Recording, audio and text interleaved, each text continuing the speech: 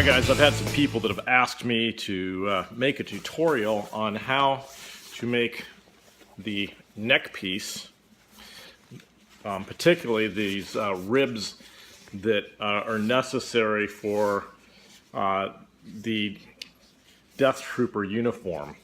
This goes around the neck.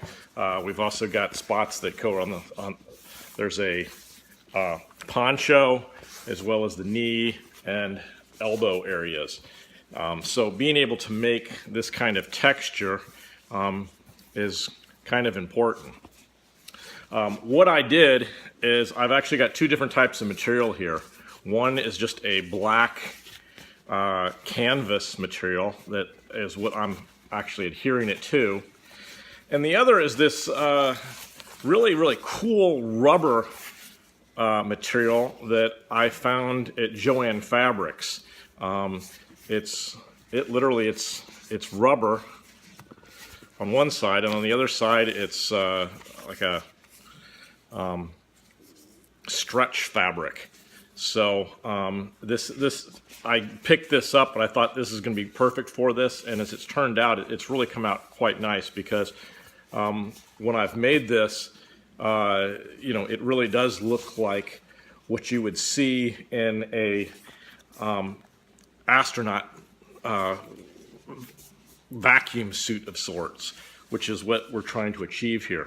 The other thing that you're going to need is you need this cotton cord. You can, again, I bought this at Joann Fabrics. It's called filler cord. And what this is used for is, let's see if I got a pillow here. I don't have one. But like in pillows and stuff, they use this around the edges, as well as on upholstery. So it's just a cotton filler, cotton cord. Now you probably could go out and just buy cotton rope at the hardware store as well, because that's pretty much all this is. It's just a bunch of cotton with a little wrapping around it. But the way this works is I'm going to quickly kind of just discuss it, and then I'll edit in some video of how it actually gets sewn. But what I did is I started at the top and I sewed my rubberized fabric onto the canvas and then folded that over so that I can make my first run. Then what you do is you just simply fold back the rubber, you take your cotton cord and you put that in here, and you fold this back over, and you can see it right like that. And then I'm using a sewing machine, and you want to set your sewing machine to do just a single stitch. It's nothing fancy, it's just literally a single straight stitch. And then I run my foot, as you'll see here in a moment, right along the edge and basically push that up in here. And you want to go kind of slow so you can keep pushing it in as you move along. And you make one after the other. It's just takes a little bit of time, but it actually went faster than I thought it would. I was kind of really worried about doing this particular piece. I'm more of a hard costume guy. I like to do the hard pieces, but I lived down in Florida and did a lot of sailing, so I learned how to sew to repair sails back many years ago when I used to do a lot of sailing. So it's a skill that I did learn, and was able to put it to work in making this particular piece. Now, for this, I stitched on the top, and now what I'm going to do is I'm going to put a zipper here in the back. And at the end, what I did is I went ahead and did all the lines and make it longer than you're going to need. And then once you get it where you've basically I stitched way out here, and I had about this much more on the end.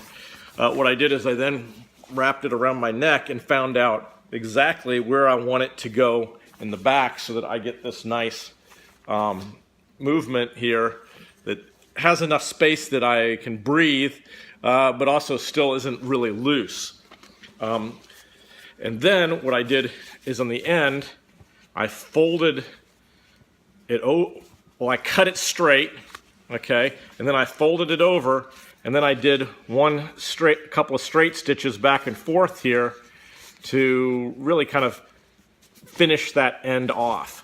Now, this bottom part I haven't finished yet because I've got to do the part that goes down. Let's see if I can get my photo here. This is from the CSRs, so I've done this piece. Now what I'm going to do is I'm just going to basically do a big sheet of this particular texture that is, you know, this long times 2. And once I've done that, then I will cut a oval out or a circle out in the middle of it and sew this into it. I'm going to put a zipper in the back so I can zip up the back to make it seal. But so I've left, at this point, this piece is done for me until I get ready to join it to this piece. So now I'm going to actually start working on this piece this evening, and we'll get that knocked out. This cord does come in different sizes, so you know, look and see. I was actually using 3/16 inch, which seemed to work quite well. And this is 3/8, which is a little bit heavier, which I was going to use on the elbows and the knees so that it just stands out a little bit more. But it actually is much easier to do than I thought. Considering all the sanding and finishing and whatnot I've done on the rest of the armor, this has gone pretty quickly. So that's kind of how to do this. I will edit in some video here to show how we actually stitch the stuff, but it's pretty easy. Start with a larger piece, and the reason I'm starting with a larger piece is as you begin folding this and sewing it together, I'm not sure exactly what the formula is to make it the right length. The same thing I did with this. I made it actually much larger than my other piece. Basically what I'm going to do is once I get the area, I want to make a piece that's larger than I'm going to need, and then I'll go back and I'll trim it to the exact size of what I need to fit in there. So, okay guys, what I'm going to start with here is basically putting this is the rubber side against the canvas side, and what I'm going to do is I'm going to make my first stitch along here.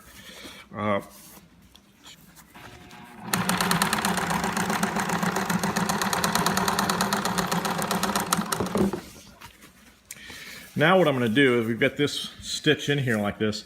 What I'm going to do is I'm actually going to flip it over backwards. That way you get this nice edge like that. So, okay, I've cut the cord about a ½ an inch to an inch longer than it needs to be to go in here. But again, I want to have some that goes out on the edge. It's easier to cut it off later on than almost impossible to add it in afterwards. So what I've done there is, see, we put that in there, and then I fold this over. I feed that in here, and what I'm going to do is I'm going to push my foot, my pressure foot here, right up along the edge of that. Let me back up to where my edge of my fabric is. What I'm looking at here is on the bottom is my canvas. That's what I'm actually stitching into. Put the pressure foot down, and then here we go. You got to kind of be careful getting it going here because you don't want it to catch. And that's kind of the trick here in keeping it straight.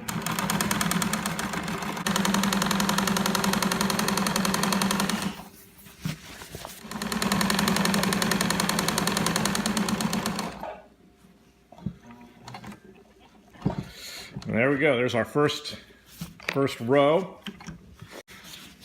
How that is along there. Now we get another one and do the same thing right underneath it. So again, we've got our first cord there. So we add another cord. We fold this back. Put that up underneath. Fold it over. I'm just going to kind of take my fingers and push it up in there. Looks, you can see I've got the first one right here, and then the second one. Put my pressure foot down right up against it, and we're going to run our second stitch right up alongside of it. So there we go. This is kind of tough to. I'm by myself here, so I don't have a cameraman, but we'll try to see what we can do here. You can see I'm just going along there. I'm going to keep that pushed up.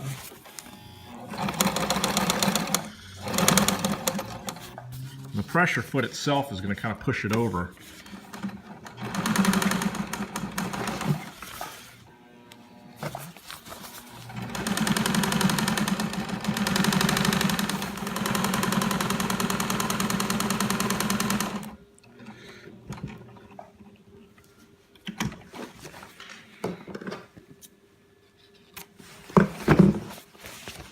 And there you go, we start to get that. How that works, you just continue on as long as many rows as you want. So I'm going to end up making a sheet of this stuff that we'll then cut and use in the outfit. So I hope this helps you guys. Like I said, I'm no expert at it, but it does seem to work, and it's coming out pretty good. I like the look of it, and it's easier than I thought. So give it a try.